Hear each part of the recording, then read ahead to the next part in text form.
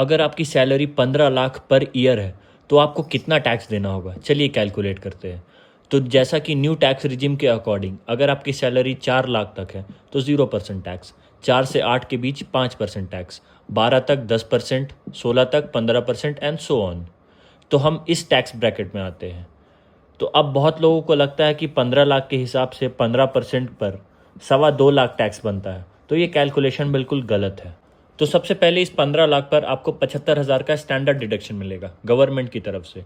तो अब इस बचे हुए 14,25,000 पर आपका टैक्स कैलकुलेट होगा। तो अब इस 14,25,000 को हम 4 हिस्सों में डिवाइड करेंगे, 4, 4, 4 और 2.25। तो अब सैलरी का जो हिस्सा जिस टैक्स स्लैब में आएगा उस पर उतना ही परसेंट टैक्स लगेगा।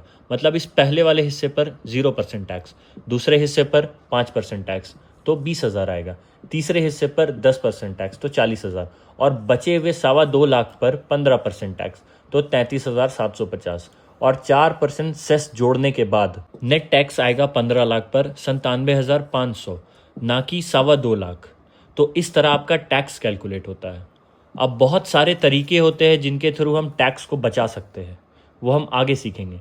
तो इसी तरह फाइनेंस सीखने के लिए फॉलो करना मत भूलना।